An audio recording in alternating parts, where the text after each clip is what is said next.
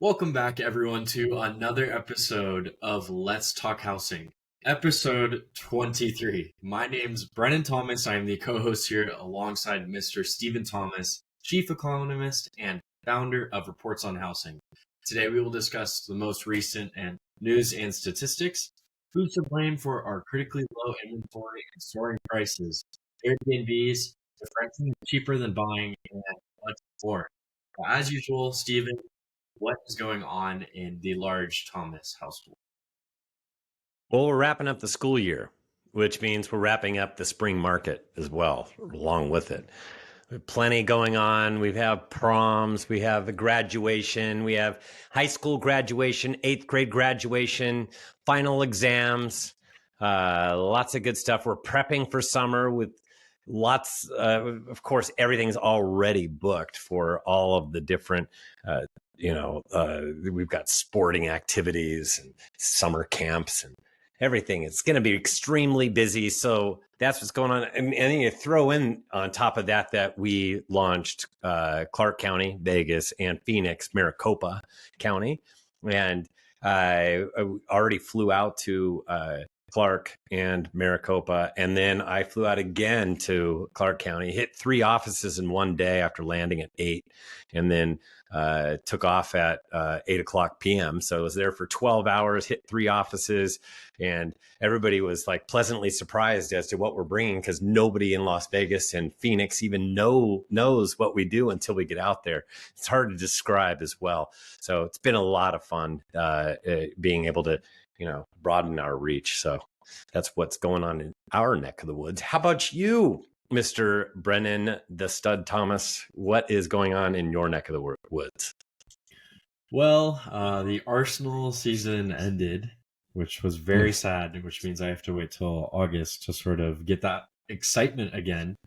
But we finished second. I am very proud. I was still happy. I was a little bit butthurt because I wanted to win. I think everyone wants their own team to win, but I was just so mesmerized by the way that we played this season, and it was just I don't think I've really had a sort of feeling of that much excitement and enjoyment and being that entertained because of the level of competition that we were competing at, and it's been so exciting. And that's what's happened recently. Other than that, I mean, looking at the Vegas and the Phoenix data and comparing it to our Southern California counties and seeing how they compare and contrast and seeing all these different numbers is just very interesting. It's been keeping us on our toes and having to look at different things and have different views about things. But it's been pretty fun so far. But yeah, Stephen, like usual, what is happening in the real estate world with supply, demand, and our very own expected market time over the past couple weeks? Yeah, like you said, it's been fun because we also throw in the Bay Area, and we've been tracking Sacramento, even like Santa Barbara.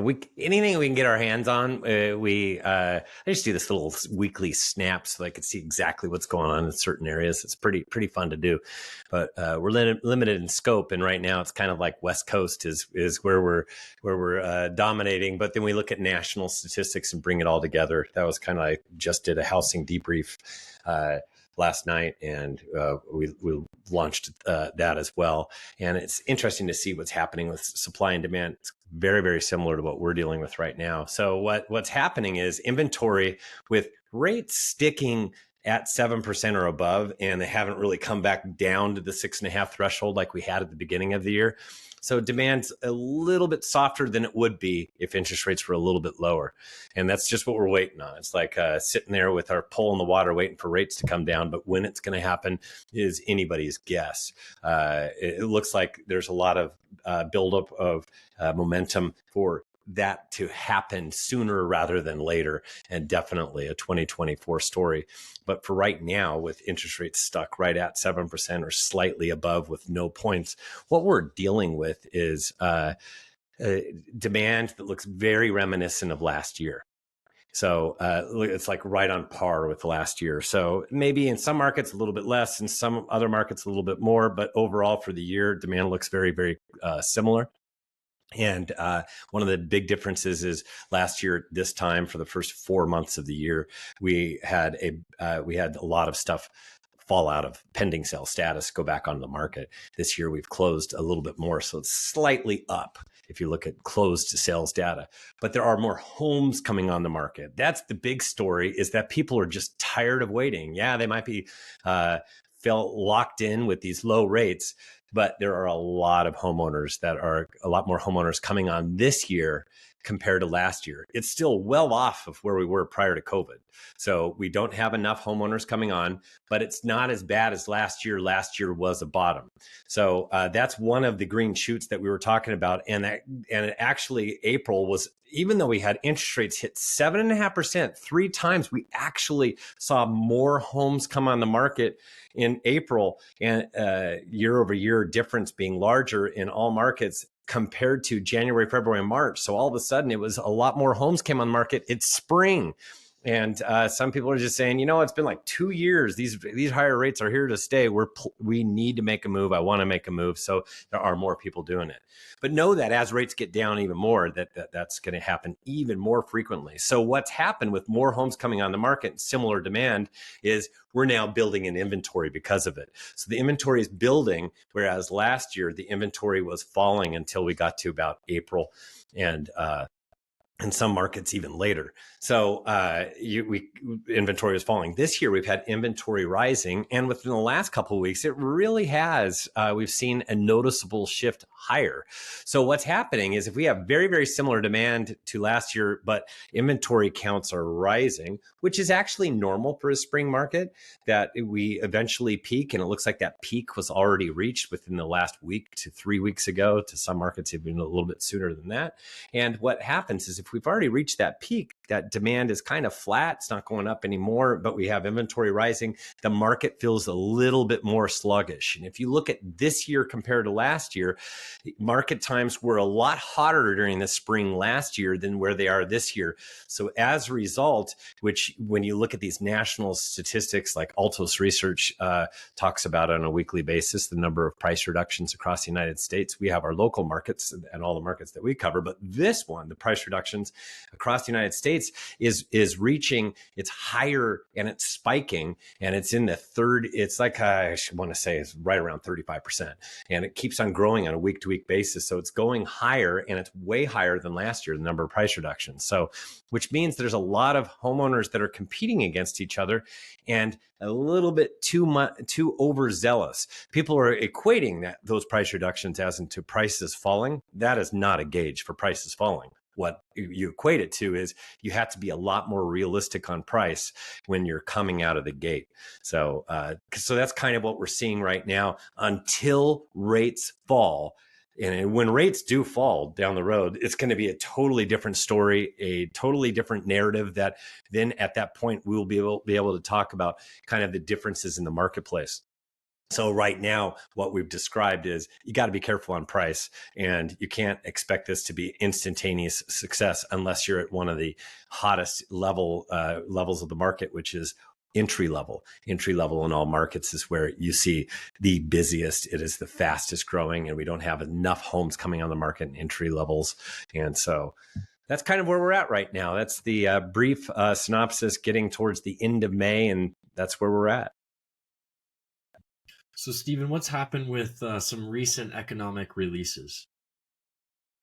So this week, this is we're recording this on May 24th, Friday. So this week, nada. There's pretty much nothing. It was like ghost town. So people were looking at initial jobless claims, and they were a little bit lower than last week, which they were up a little bit more. So everybody's decided, yeah, you know what, this is negative, because we want the job market to slow down a little bit from its too hot of a pace, and it's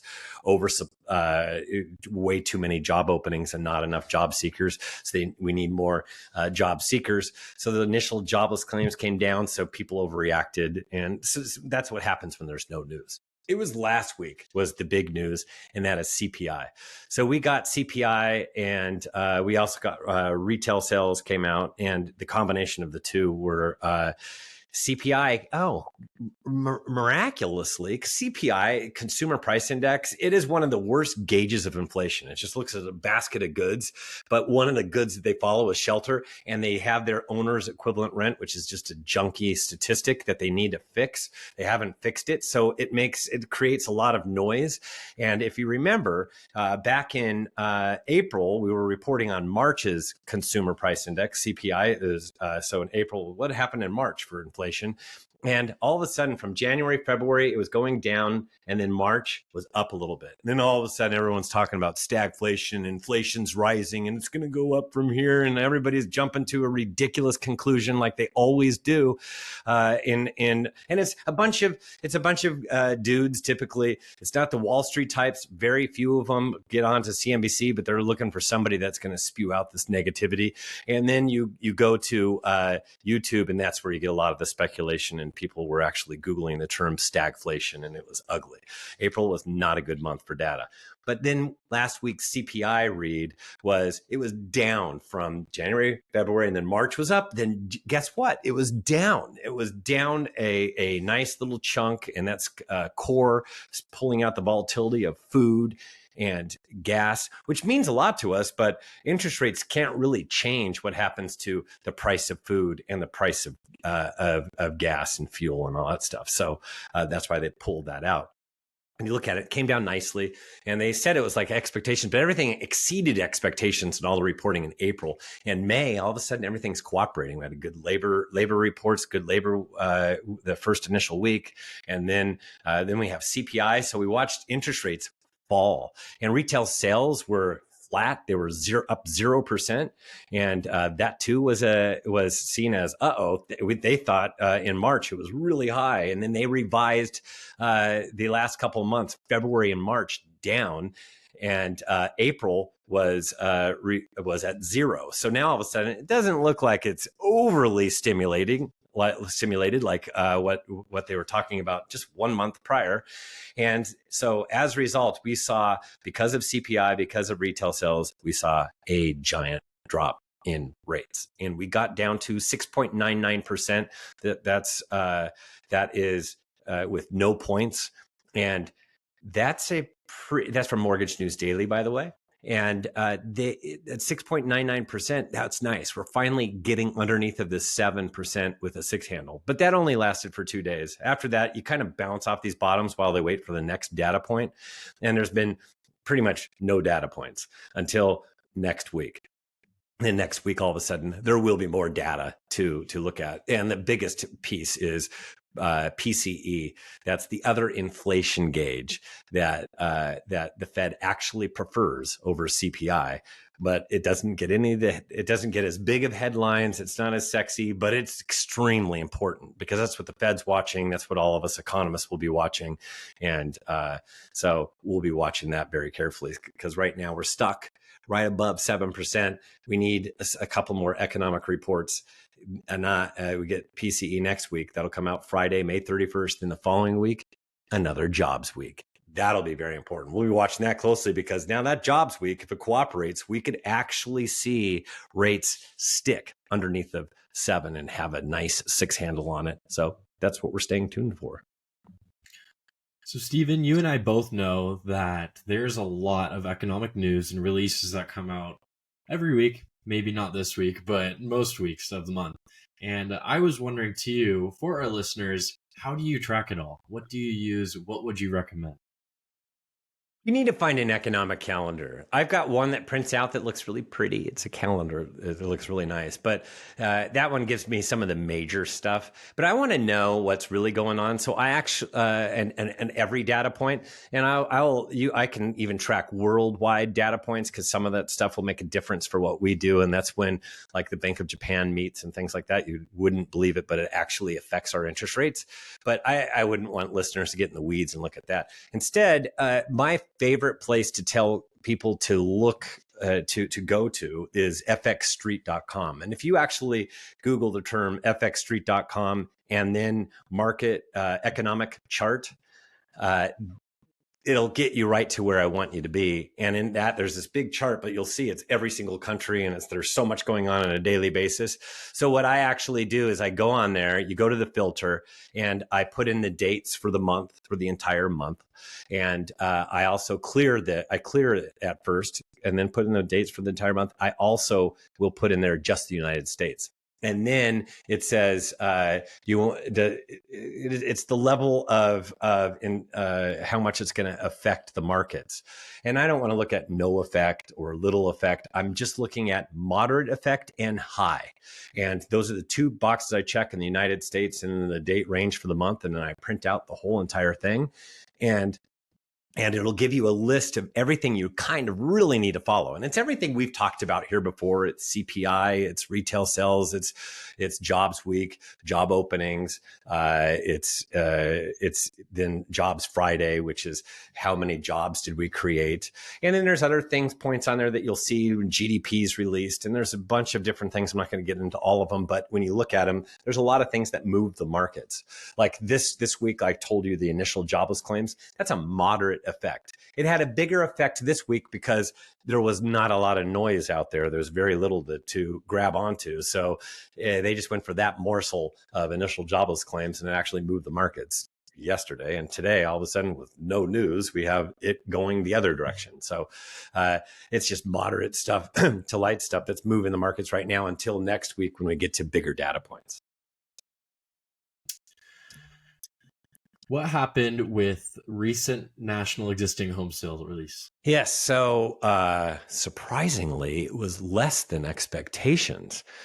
But it's everything that we've already been tracking and talking about. And that's because we've had pending sales activity that is very, very similar to last year. It's maybe in some markets down a little bit. We get these variations of noise. It's going to be tracking right along last year. And that's where we did a low number of pending sales. So not only do we have fewer homeowners coming on the market, we did this low level of pending sales. And the reason why, even though we have more homes coming on the market, we're doing the same level of pending sales is because we've had higher rates for the first 4 months of the year. It wasn't until this week do we look at year over year data, and actually last year was a little bit higher than where we are this year right now. So now we're comparing apples to apples. Before, it was actually, we were higher. Only initially, the first couple weeks of the year, few weeks, did we have rates that were lower than last year. And that's why we had this momentum and everything felt all good, warm and fuzzy. And then it changed as rates continued to climb higher and higher. And we got into April, 7.5, 7.5, 7.5, 3 different times. So that was a totally different story. So when you have those higher rates, and what we're talking about is April anyways, closed sales. So that happened in April. So that's pending sales that go out further. We're just absorbing these higher rates, and it's keeping a lid on closed sales. So I don't know where these expectations come from. We need rates that are lower in order to increase the numbers of pending sales, which increases the number of closed sales. So that's what we're watching. Was not a surprise to us, but it was a surprise to people that their lane is not housing analytics. So, Stephen, I wanted to ask you, are Wall Street and investors to blame, or are they the scapegoat for rising house prices and the low supply? Yeah, so this is it makes these headlines a lot when people are just looking for fodder for what to write next. And, BlackRock or whatever it is, all those different firms that are involved, they get this, they have this black eye. And I understand it. They are a big, a piece of the market in certain areas. Across the United States, they make up about 1% of all of the housing. It's tiny. When you look at the whole housing stock and you look at 1%, it's just this tiny little fragment of the overall pie. But I love Sacramento appraiser from that we follow on Twitter X, and he's done this study where he mapped out every single investor from these investment pools that everybody is worried about. And when you start to map it out across California is where they did it, but if you did this down California and then you go across the Sun Belt, Arizona, New Mexico, Texas, and go all the way down to Florida, you're going to see that it is a larger portion than just the 1%. And when you actually look at some neighborhoods, it's pretty ugly in some neighborhoods. It's ugly to the point where something kind of needs to be done, because we gave them this ability to get into the market back during the Great Recession.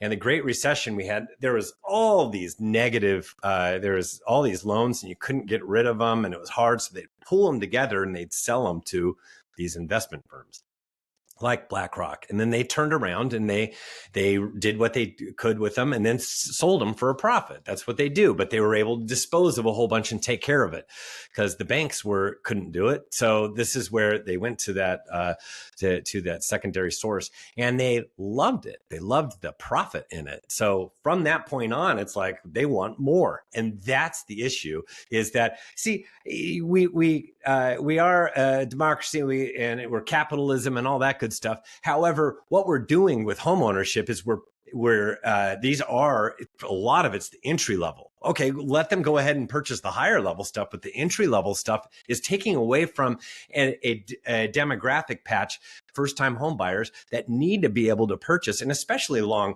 California and the Sun Belt. That's unfortunate if you look at the entry level, and it precludes a lot of Gen X and am I right? No, millennials and Gen Z. I'm sorry. Yeah. The millennials and Gen Z from being able to purchase because they're first-time home buyers ready to go, the strongest demographic patch of all time, the last several years and this year as well. And they are having a hard time purchasing. And if they're competing against these firms, that's not cool.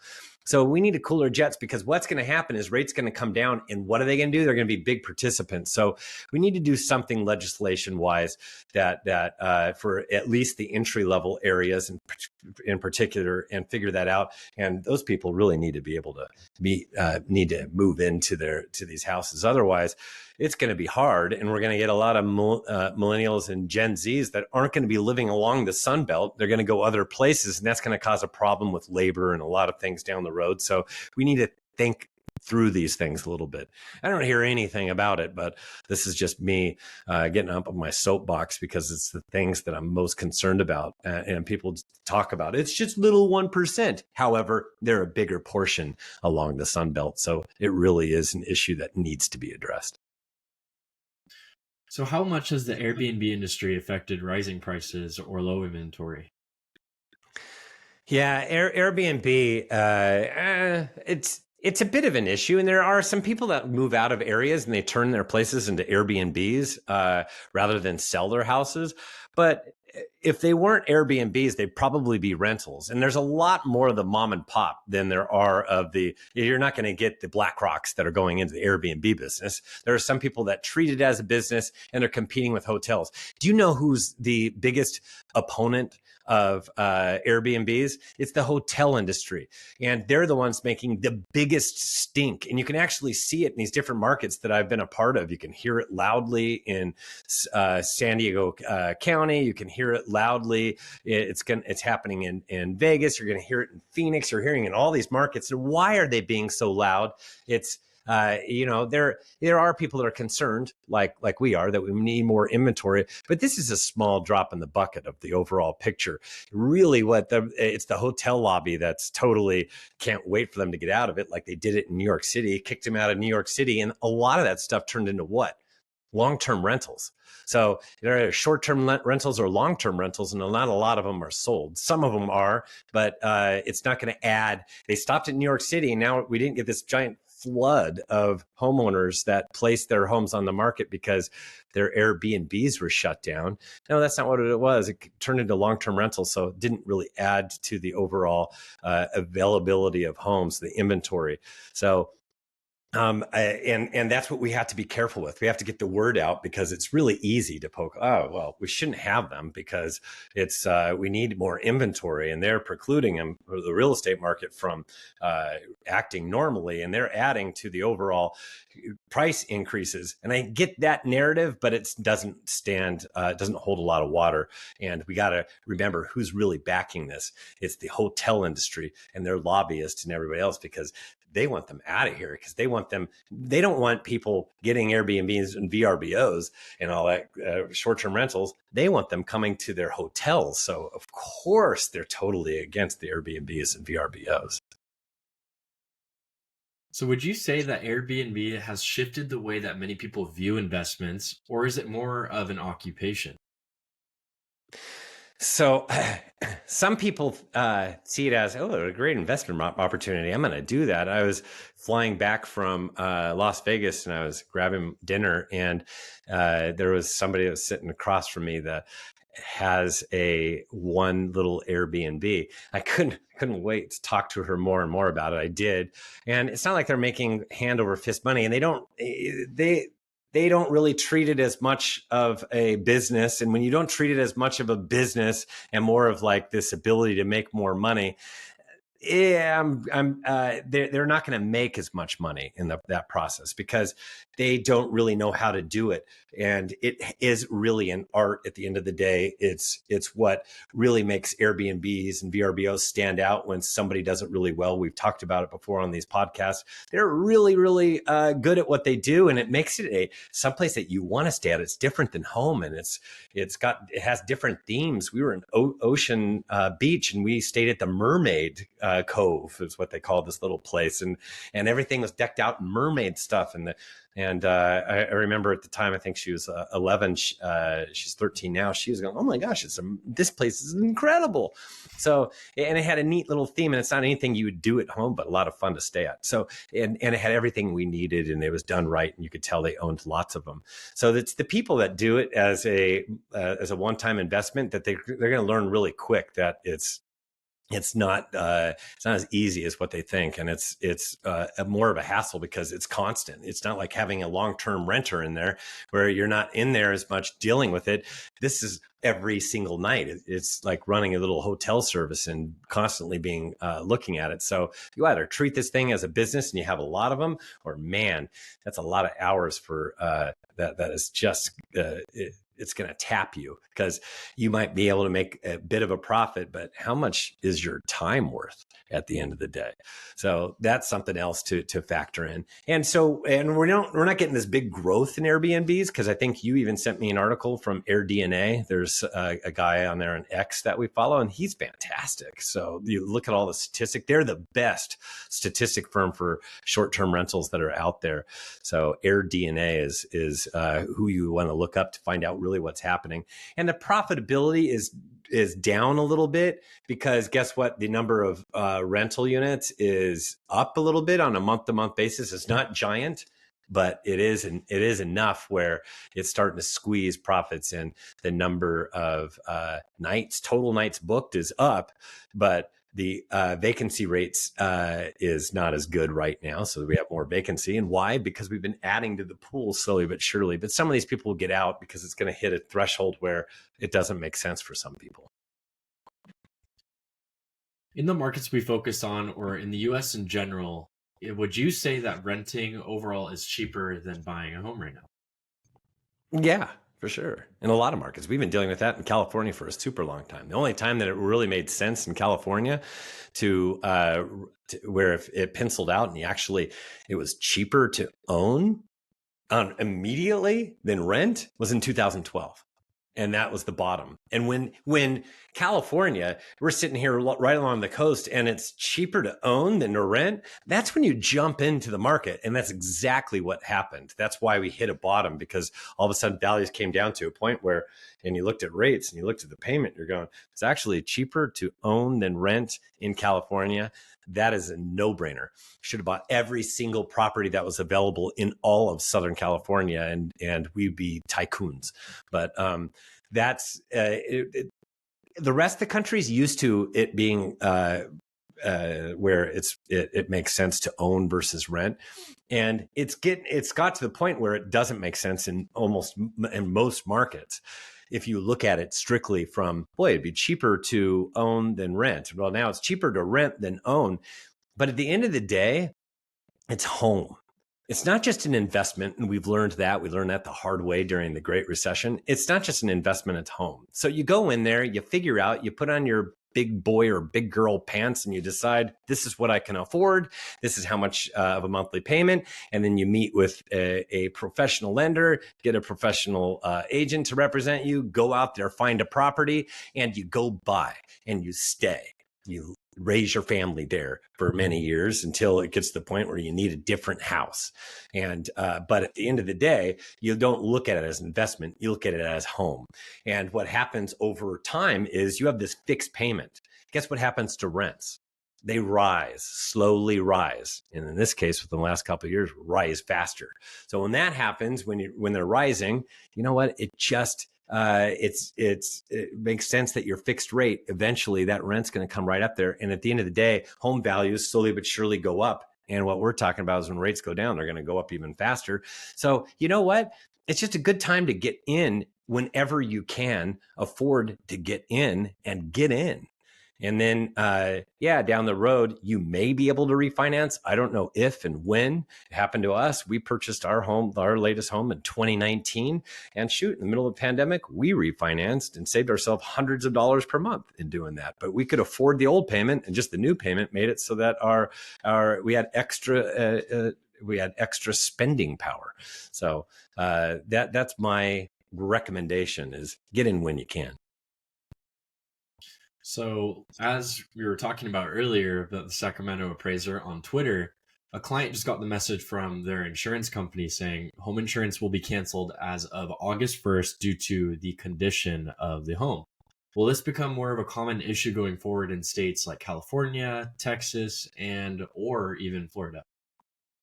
Yeah, because most of these insurers are only doing a limited number of policies anyways, or they've gotten out of it. So they want out until California comes in and says, you can change your rates, and Florida, you can change your rates because the way that the insurance thing is working in California and Florida is broken, and they haven't put on their big boy and big girl pants and sat down and try to figure out a solution to it yet. And it's not for the state of Florida and state of California to be the insurer.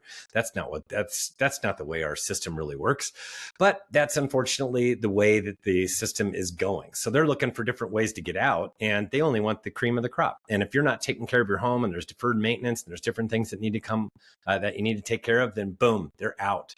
So they're actually following that. They're looking for excuses to leave until those states can figure out and resolve the current issue that they have.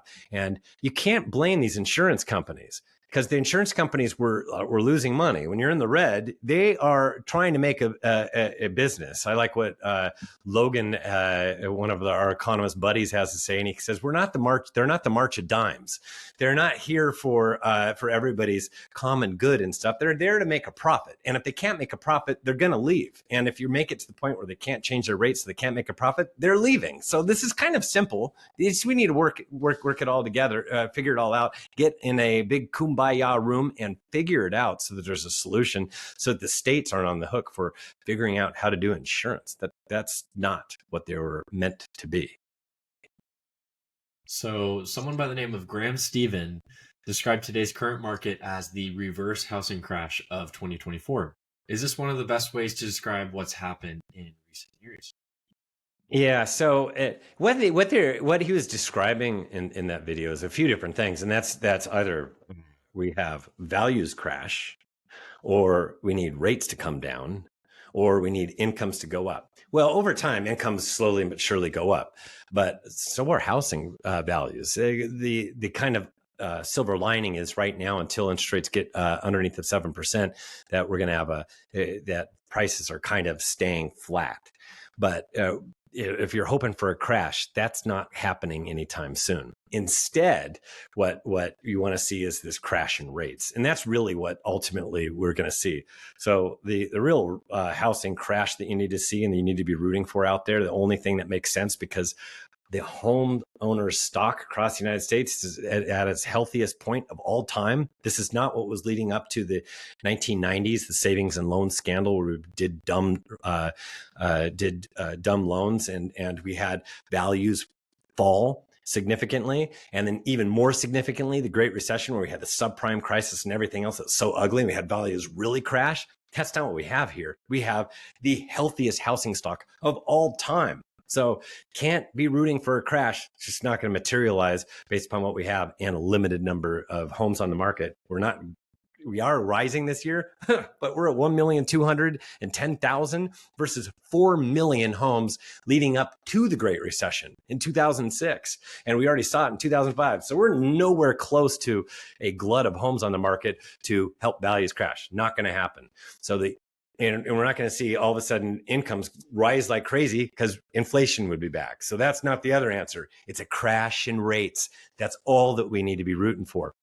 And it's going to happen, but it's happening slower than everybody anticipated, and it'll eventually happen. And the spread is really high. So interest rates are actually we did the analysis most recently, they're 0.85% higher than where they normally would be because they follow the 10-year treasury and they move along with it. But right now, the spread is higher than normal. And just know that it's because of all the uncertainty. It's because of inflation. It's because of what's going on with the Fed, and it's because all banks want to make more money because they're afraid that down the road when rates do fall that they're going to lose a lot of money. So they charge more for everything, and it will come down the spreads down the road. So we'll get interest rates that are almost 1% less. So if we're playing right at 7%, they should already be at 6% almost. And then we have rates that are going to fall soon. So you can imagine they should be in the fives. That could be a 2025 story when they're in the fives. And then there's an argument if they get into the fives and then the spread comes down, we could have interest rates in the fours. So now you've got your crash in rates, which is very, very helpful to buyers and potential first-time home buyers getting into the marketplace. The only problem is then we have limited number of supply. And now we have values going up at a very fast pace, which is very unhealthy. But this is what we see on the horizon. So a staggering 82% of recent homebuyers had regrets about their purchase, according to Clever Real Estate. Could this be due to mortgage payments, or could another factor be playing in? Yes, this is normal. And there's a lot of people that they're scared to death when they're purchasing. And then they have to purchase in a climate where lots of people have lower rates, and then they're getting in and they feel like immediately afterwards, we're like, man, this is hard. This is harder than what I thought and all that. It's not until down the road where their fixed payment over time as rents continue to rise where they're feeling like, man, that was a smart move. It was, even when I pulled the trigger with my wife, and I'm a quantitative economist. So even I did it in 2019, and beforehand I'm going, man, you get a little nervous and all that stuff. And immediately after you're going, man, is that the right thing I should do? I knew it was the right thing to do, but you still have these things. I remember my very first home that I purchased, I was scared to death. I almost wanted to cancel after day 2. And I was third generation real estate broker. So you think that it would be just an easy walk in the park, but it's not. So a lot of people, their initial reaction, especially if you're going to gauge how happy they are, like 2 months into it, when there's a corroding water pipe that they have to fix, and there's this and that they have to do. Well, shoot, they haven't even spread their wings. They haven't raised their kids there. It's not yet totally home, but down the road, that changes. It's not 82% 1, 2 years, 3 years down the road. They don't regret it down the road. It's just immediately initially. And this is the scare statistic that makes everyone go, yeah, see, it's not a good thing to do. I shouldn't be purchasing a home. That's what that feeds. And it's an old gimmick that this storyline's been going on forever. Well, thank you everyone again for tuning into another episode of Let's Talk Housing.